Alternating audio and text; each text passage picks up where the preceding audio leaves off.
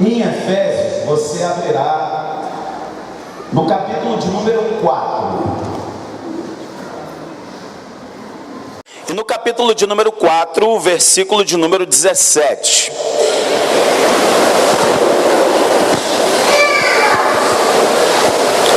Até o versículo de número 24 eu irei. Diz assim a palavra do Senhor: Isto, portanto, digo, e no Senhor testifico, que não mais andeis como também andam os gentios, na vaidade dos seus próprios pensamentos, obscurecidos de entendimento, alheios à vida de Deus por causa da ignorância em que vive, pela dureza do seu coração, os quais, tendo se tornado insensíveis, se entregaram à dissolução, para com avidez cometerem toda sorte de impureza. Mas não foi assim que aprendestes a Cristo, se é que de fato o tendes ouvido e nele fostes instruídos, segundo é a verdade em Jesus, no sentido de que, quanto ao trato passado, vos despojeis do velho homem, que se corrompe segundo as concupiscências do engano, e vos renoveis no espírito do vosso entendimento, e vos revistais do novo homem, criado segundo Deus, em justiça e retidão procedentes da verdade. Palavra do Senhor. Amém? Nessa noite, eu quero pregar sobre o tema sensibilidade espiritual. Você pode repetir? Mas antes de eu falar efetivamente sobre sensibilidade espiritual, eu preciso falar sobre duas coisas que antecedem ter sensibilidade espiritual. Primeiro, é mente cauterizada. Eu preciso falar sobre mente cauterizada. Eu preciso falar sobre mente aberta. E aí sim, eu falarei então sobre sensibilidade espiritual. Quero te trazer à memória que o apóstolo Paulo, ele foi chamado de o apóstolo dos gentios. E o que eram os gentios? O gentio era um povo que não era o povo judeu. Então, naquele contexto, Paulo, ele está escrevendo uma carta para aqueles cristãos ou supostos cristãos que tinham aparência de cristão, mas no fundo não eram cristãos nada. E o apóstolo Paulo, ele começa a trazer aqui uma orientação exortativa. Ele está ali sinalizando que alguma coisa não está andando bem com o povo de Deus. E eu queria, antes de falar de sensibilidade espiritual, eu queria falar sobre mente cauterizada. E o que é ter uma mente cauterizada? Eu não sei se você sabe disso, mas a palavra cauterização, inclusive, muitas vezes é utilizada em procedimento cirúrgico. Cauterizar é queimar com ferro quente. Quando a mulher vai fazer uma cirurgia, muitas vezes ela é cauterizada. Então você tem ali de repente um bisturi elétrico que vai ali então queimar aquela membrana ou aquela pele. Eu não sou da área de medicina, entendo muito pouco de fisiologia. Mas a raiz da palavra cauterizar significa queimar com ferro quente. E no local onde você queima, a pessoa perde a sensibilidade. Vou te dar um exemplo dentro da área da fazenda, do reino animal. Quando alguém é dono de gado, lembra? Quando o dono do gado vai marcar o gado, o que ele faz? Ele vai colocar as iniciais ou a logomarca dele num boi, num cavalo. O que ele faz? Ele cauteriza o animal. Então ele bota lá na brasa quente o ferro e ele vai lá e isso é cauterizar. Porém, no local onde é cauterizado, acabou a sensibilidade. Você pode fazer o que você quiser. Você pode pegar uma agulha, você pode encostar o dedo, porque não tem mais sensibilidade, cauterizou. E o apóstolo Paulo, ele está muito preocupado com o povo daquela época. Eu quero trazer isso para nós hoje em 2018, para você que está aqui, porque eu tenho estado preocupado. Eu tenho estado preocupado com a cauterização da mente de muitos crentes dentro da igreja. Porque quando você tem uma mente cauterizada, tem me parecido que nada mais toca ou sensibiliza determinadas pessoas. A verdade é que nós estamos vivendo o tempo do fim. E lá em Mateus capítulo 24, Jesus disse que no final dos tempos, a iniquidade iria se multiplicar de tal maneira que o amor de muitos se esfriaria. E o amor se esfriar, de alguma maneira, é um tipo de cauterização do emocional. Quando eu era criança, eu morava num bairro chamado Rocha Miranda. E foi um escândalo quando apareceu um homem morto, assassinado, e jogaram o corpo daquele homem num rio. O bairro parou, foi uma comoção. Nunca tinham visto jogarem um corpo de um homem baleado, assassinado num rio. Hoje, parece que a gente está insensível a essa dor. De tanto se ver maldade, de tanto se ver ruindade, de tanto se ver perversidade, notícia ruim, parece que nós estamos nos acostumando com aquilo que é ruim, e isso não é bom. Me parece que nós estamos nos tornando seres insensíveis com a nossa própria dor e principalmente com a dor do outro. Tanto faz, não é problema meu, ele que se vire para lá. Por isso que eu entendo que para falar de sensibilidade espiritual, antes eu preciso falar de uma mente cauterizada, porque tudo que acontece vem aqui no campo de batalha da sua mente. E no momento em que a sua mente ela está blindada, eu chamo de mente blindada, nada mais penetra. Você vai se tornando uma pessoa robotizada.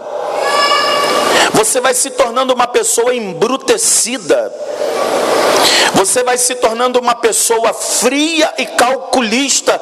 E isso é um problema. E o apóstolo Paulo, ele está aqui mostrando para a igreja que existem 7 características de uma mente cauterizada.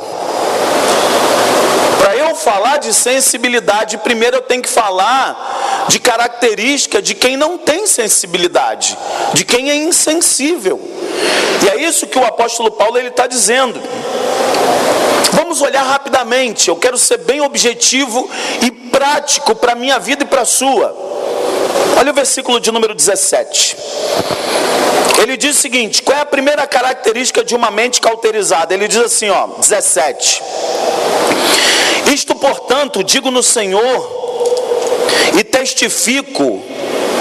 Olha o que ele está dizendo: que não mais andeis como também andam os gentios, na vaidade dos seus próprios pensamentos. Então a primeira característica de quem tem uma mente cauterizada é a vaidade dos seus próprios pensamentos.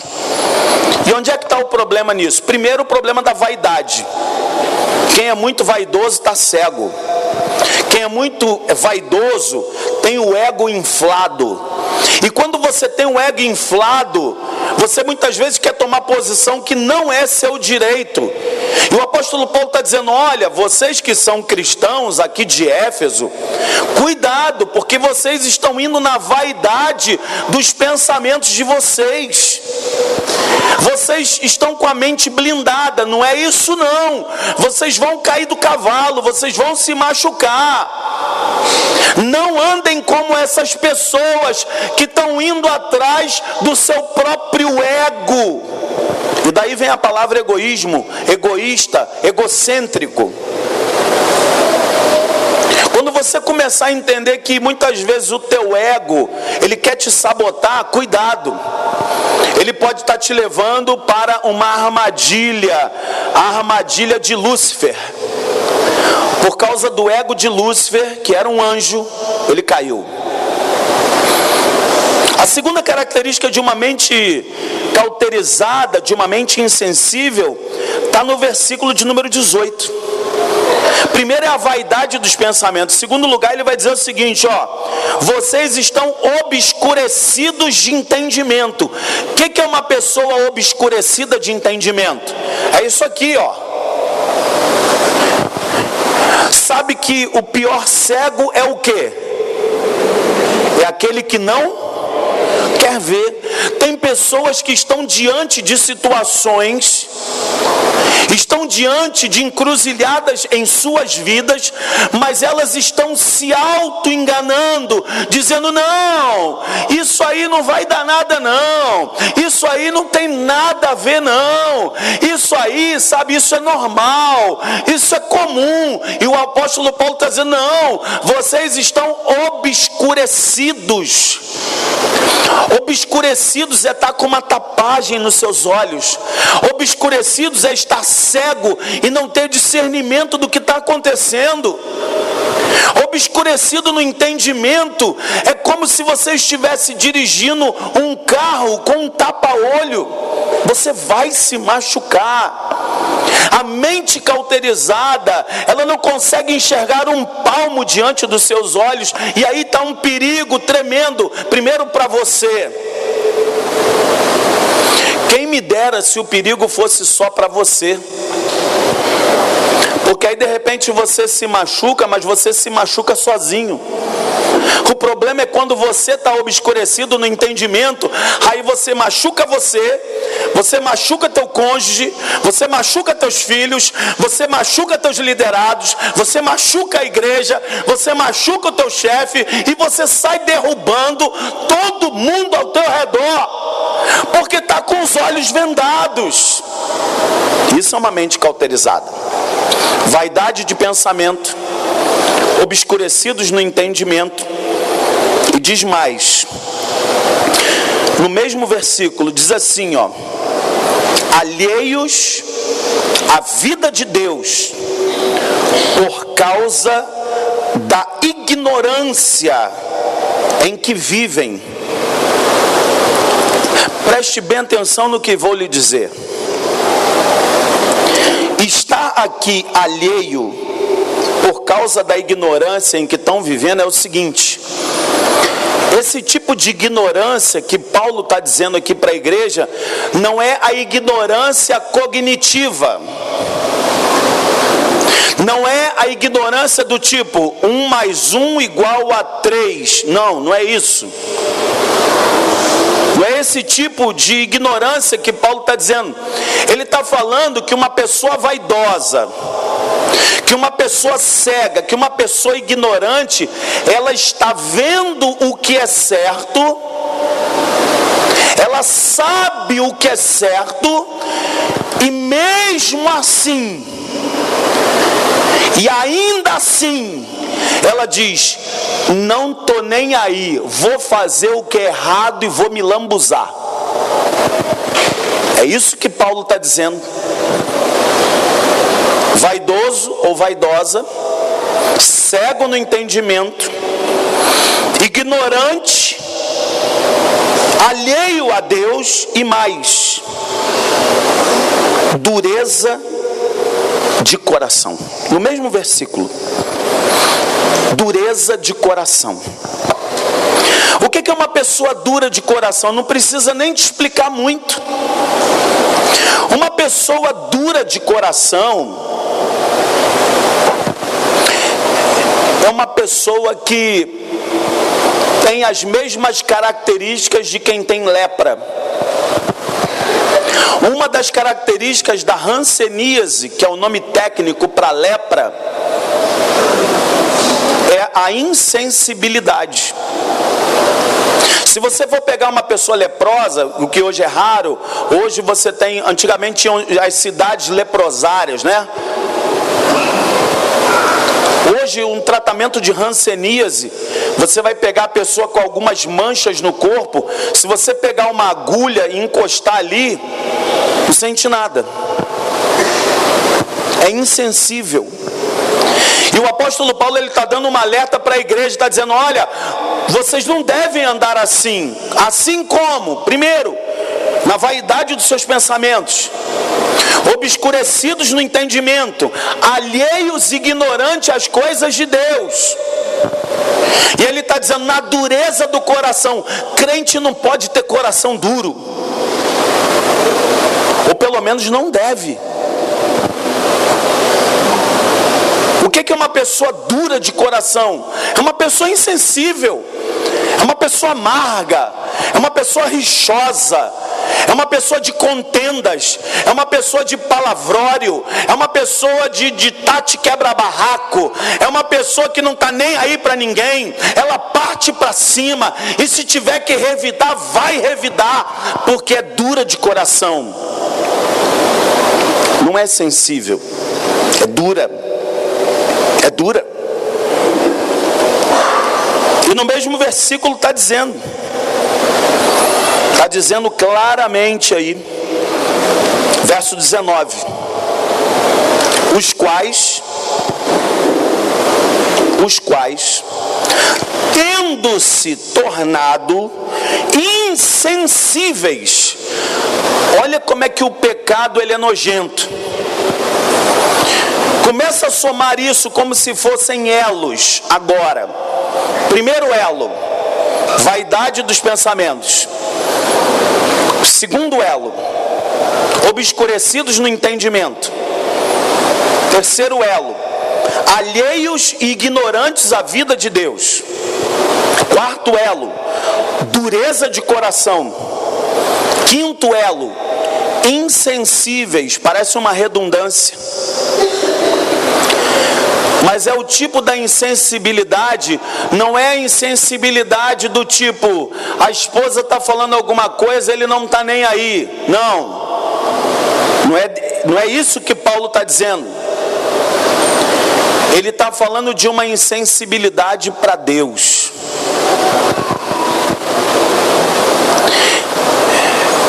É duro o que eu vou dizer aqui, e é triste o que eu vou dizer aqui, mas tem muita gente que perdeu já a sensibilidade para o Espírito Santo, porque foram se acumulando tantas coisas negativas, a mente foi ficando tão cauterizada, tão blindada, tão fechada, que nada mais toca. Pode ser o melhor pregador, pode ser o melhor palestrante, pode ser um pregador internacional, pode ser o que for, a pessoa está com a mente cauterizada, ela está com uma mente blindada, parece que nada penetra, ela é a insensibilidade encarnada. Quando tudo isso está fechado, a tendência, via de regra, é ir para um abismo mais profundo. Está na palavra. olha o que a Bíblia diz. Versículo de número 19, eu lerei calmamente. Os quais, tendo se tornado insensíveis, olha o que eles fizeram. Se entregaram à dissolução, para com avidez cometerem toda sorte de impureza. Eu vou te explicar o que é o termo dissolução. O termo dissolução significa derretimento. Ser uma pessoa dissoluta é uma pessoa que perde todos os seus princípios. É como se fosse uma gradação, como se fosse um crescimento para a derrota. Uma mente cauterizada, para ela vive do não tem nada a ver. Por quê? Porque tudo começou na vaidade dos pensamentos. O teu ego começou a te enganar e você não percebeu. O teu entendimento foi ficando cego. Você começou a viver como uma pessoa dura de coração, como uma pessoa insensível. Quando você começa a se cercar, e sabe como é que eu vejo muito isso? E eu já vi muitas vezes. Quando eu começo a ver crentes, pastores, líderes, a pessoa começa a criticar a igreja. Ela começa a criticar a igreja, ela começa a criticar pastor, ela começa a criticar a denominação, ela começa a se armar, veja bem isso, ela começa a se municiar de argumentos próprios para justificar a si mesmo a besteira que ela está prestes a cometer. E por isso o apóstolo Paulo, ele está dizendo aqui, no versículo, no finalzinho do 19, eles se entregaram à dissolução para com avidez cometerem toda sorte de impureza. O que é uma pessoa ávida? É uma pessoa com muita vontade. Ou seja, a pessoa se cercou de um monte de autodesculpas para dizer o seguinte: ah, cara, esse negócio de igreja, esse negócio de célula, esse negócio de Deus, cara, isso não tem nada a ver. Essa parada aí é para quem é retrógrado, para quem é bitolado. Isso aí é para quem, sabe, tá dando dinheiro para pastor. Isso aí, sabe, é para gente de subcultura. Cara, eu vou cair na gandaia e com avidez cometer toda sorte de impureza. É o porco voltando para a lama.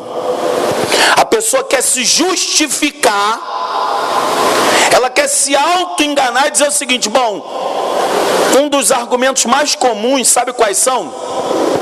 Quando a pessoa ela quer se justificar que ela quer pular no meio da lama, ela fala assim: ah, não vou mais lá naquela igreja não, só tem hipócrita.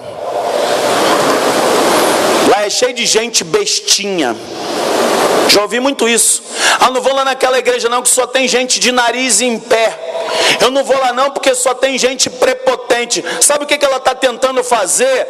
Não é com a pessoa que ela está dialogando não, ela está tentando se enganar.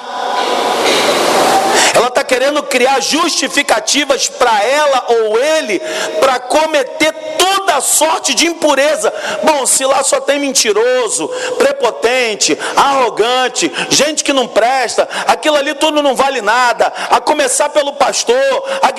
O que a pessoa vai fazer? Ela está se municiando mentalmente para andar como gentio. Falou, agora eu vou cair dentro, porque afinal eu sou bom. Eu sou muito bom, sabe? Aquela gente é que não presta. A minha espiritualidade é uma espiritualidade muito alta. Eles não, eles são um chulé. Eu não, eu sou da high society da espiritualidade. Quando não é. Por isso que para eu te falar sobre sensibilidade espiritual, primeiro eu tenho que te falar de mente cauterizada. A coisa é tão séria que eu te convido a ler comigo Isaías 5. Isaías 5. Parece que estamos falando dos dias de hoje. E esse texto foi escrito 600 anos antes de Jesus chegar. Isaías 5, versículo 20 e 21. Vê se não é hoje isso. Vamos ler juntos? Todos. Ai dos que chamam ai dos que ao mal chamam bem, e ao bem mal, que fazem da escuridade luz, e da luz escuridade, põe o amargo por doce, e o doce por amargo. Ai dos que são sábios aos seus próprios olhos, e prudentes em seu próprio conceito. Vê se não é o que está acontecendo hoje. Estão tentando colocar uma ideia de que ser um homem, uma mulher correto é errado. Estão querendo empurrar pela nossa goela de que o certo é errado e que o errado é certo. Só que o certo, ele é único. Não existem duas verdades, só existe uma verdade. O que não é verdadeiro é falso. O que não é certo é errado. O que não é verdade é mentira. Então hoje as pessoas, muitas vezes dentro da casa de Deus, estão se auto-enganando, porque estão com a mente cauterizada. Elas estão dizendo para si mesmo, nas vaidades dos seus pensamentos, meu Deus, estão dizendo que o bem não é bem, estão dizendo que o escuro é luz e que a luz é o escuro. Não, por favor, não. Pare de se auto-enganar, por favor. Eu falei aqui de mente cauterizada, agora eu quero falar de mente aberta. A mente aberta é como um solo preparado para receber semente. É quando você prepara a terra, quando você ara a terra, quando você aduba a terra, quando você faz os sulcos na terra, preparando como um agricultor. Porque a semeadura, ela é opcional, mas a colheita é certa. E mais, a semeadura, normalmente, ela é menor do que a colheita. Normalmente a colheita é muito maior. Eu posso plantar, por exemplo, um pé de maçã. Eu posso pegar uma semente de maçã e jogar na terra. Porém, o que eu vou colher de uma semente são várias maçãs. Então, aquilo que você está plantando hoje, você vai colher muito mais, bom ou mal. Se você está jogando hoje semente na terra de fracasso, não diga lá no futuro que você não teve sorte, porque é você que está jogando com a sua mão isso. Então tenha a mente aberta, tenha um entendimento claro para dizer o seguinte: Deus, eu quero algo diferente na minha vida, eu quero um segundo semestre diferenciado na minha história. Só que tem um detalhe: do dia 1 de janeiro Ao dia 1 de julho, que é hoje, você semeou um monte de coisa, então você vai colher. Não tem como. Não tem como, querido.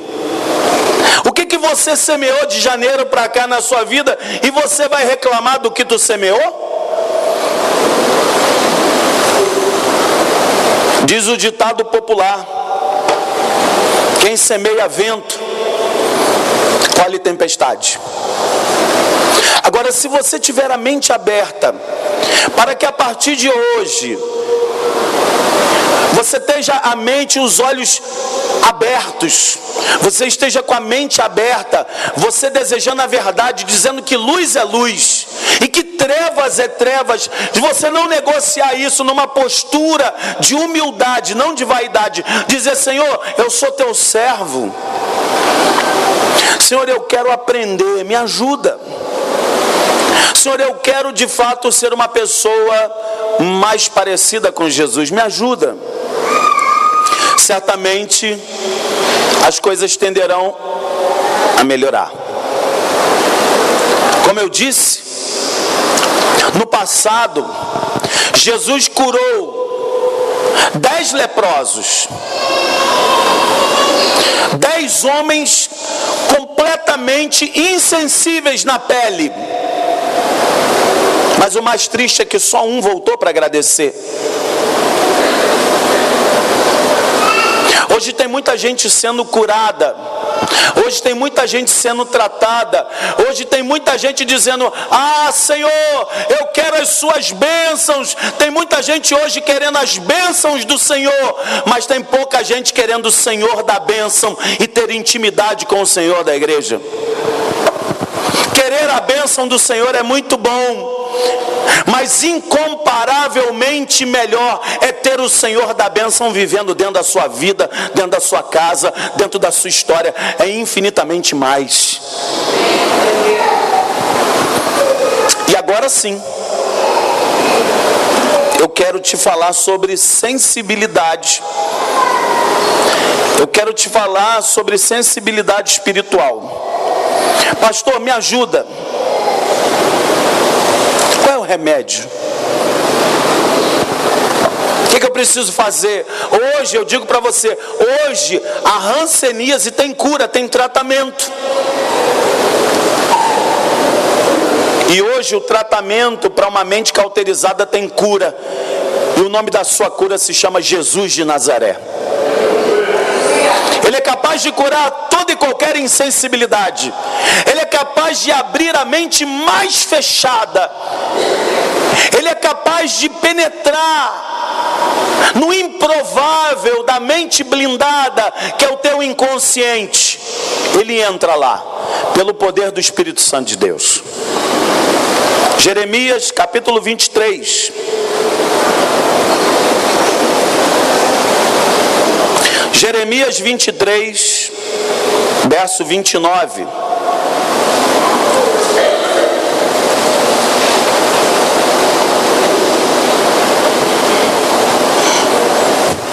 Diz assim, o Senhor falando para a igreja hoje.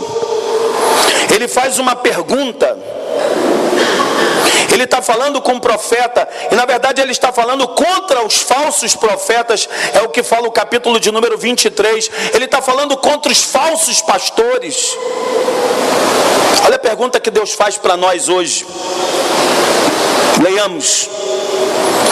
Não é a minha palavra fogo, diz o Senhor, e martelo que esmiuça a penha. Penha é pedra. Ele está fazendo uma pergunta para você que hoje de repente está insensível, está duro como um bloco rochoso. Ele está falando para você que hoje nada está te tocando mais. A oração não te toca porque ela não existe. O jejum nem faz parte da sua vida. A leitura diária, isso já não é mais corriqueiro na sua vida. Isso aí é esparso. A pessoa vai se tornando embrutecida, ignorante. Mas o Senhor está fazendo uma pergunta para a igreja cristã criativa hoje e para todos que estão acompanhando esse vídeo.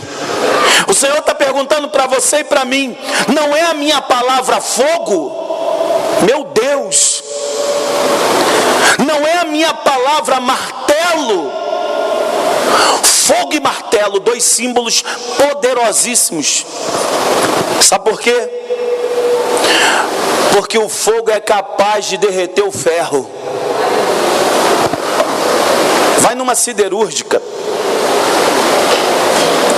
vai numa metalurgia, você vai ver o que o fogo é capaz de fazer. E Deus está falando: você acha que eu não sou capaz de derreter a sua insensibilidade? Você acha que eu não sou capaz de esquentar esse teu coração que mais parece um bloco de gelo?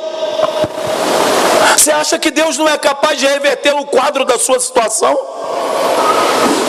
Ele está dizendo: você acha que a minha palavra não é martelo?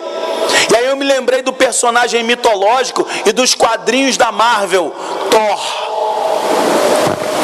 O símbolo do poder de Thor era o quê? O martelo. Eu estou fazendo uma analogia de criança para você entender. A palavra de Deus, ela vem como um martelo, porque haja coisa dura como uma pedra, mas ele vai lá e ele esmigalha, ele tritura, ele esmiuça, ele quebra em milhões e milhões de pedacinhos. Para quê? Por que Deus quer queimar e quebrar? Por que Deus quer derreter e destruir? Para quê? Porque de repente você virou uma estátua de sal. De repente você virou uma estátua de pedra.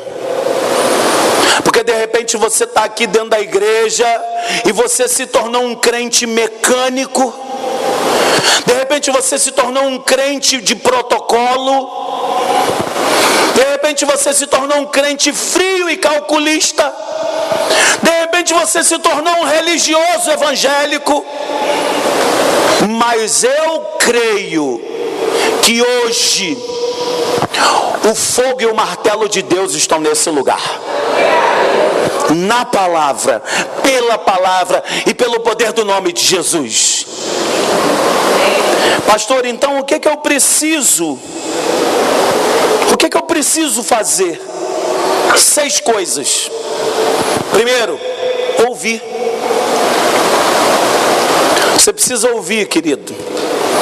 A Bíblia diz que a fé vem pelo ouvir e ouvir da palavra de Deus. Primeira coisa, deixa o teu ouvido aberto. Segundo, você precisa ouvir e discernir. Discernimento. Você precisa disso. Para separar o que hoje é bênção na tua vida e o que hoje é maldição. Será que hoje as coisas que estão vindo na tua vida, será que você está entendendo?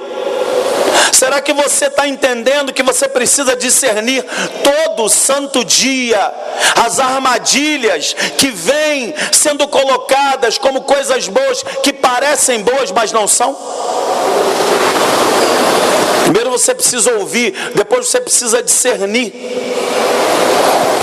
E depois que você ouvir e discernir, no momento em que você ouve, agora você precisa reter. Você precisa se importar. O que é importar? Importar é portar, é colocar para dentro. Você precisa ouvir e importar a palavra de Deus. Dizer: Deus, eu me importo com o que você fala. O que é se importar? Se importar é trazer para dentro.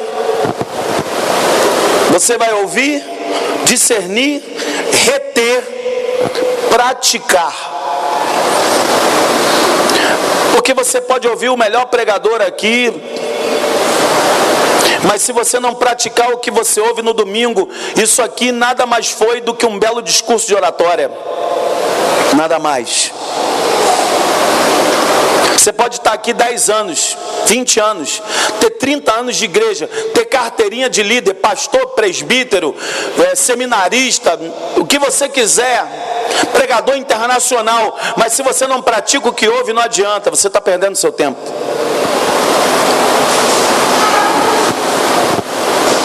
Ouvir, discernir, reter, praticar. E no momento que você praticar, saiba de uma coisa: ainda assim você vai errar. E no momento que você errar, entenda uma coisa: você tem que fazer o quê? Ajustar. Está em 1 João, e eu já estou indo para o fim. João vai dizer assim: filhinhos meus, não pequeis. Porém, se alguém pecar, temos advogado junto ao Pai, Jesus Cristo justo, porque Ele é a propiciação pelos nossos pecados, e não só pelos nossos, mas pelo do mundo inteiro. Ou seja, você precisa ouvir, discernir, reter, praticar e ajustar. Ajustar o quê? Aquilo que não está bom pode ser melhorado. Não existe ninguém tão bom que não possa ser ajustado. Sim ou não? Sim. E por fim, reciclar. Sempre. Para com esse negócio de dizer: eu tenho 20 anos de igreja. Problema é seu. Tenha a humildade de começar todos os dias devagar. Para com esse negócio: eu tenho 30 anos de casa. Isso para Deus não é nada. Para com esse negócio de pedigree espiritual. Isso não serve nada para Deus. Isso é bobagem, perda de tempo.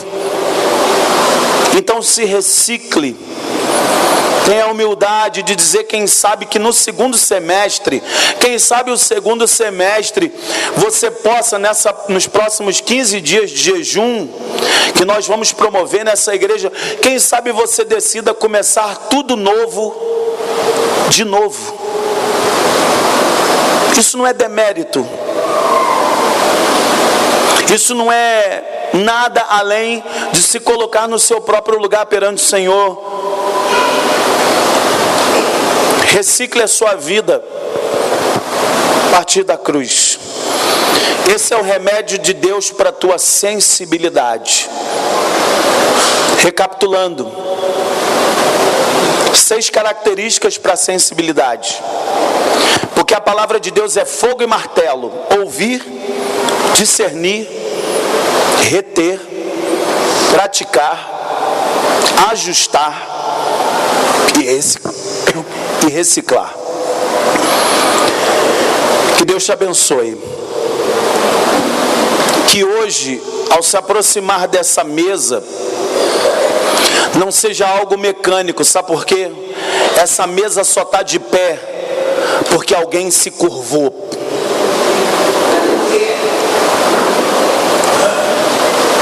E você só está de pé porque até aqui o Senhor nos ajudou.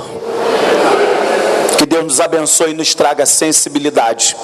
Em nome de Jesus. Amém.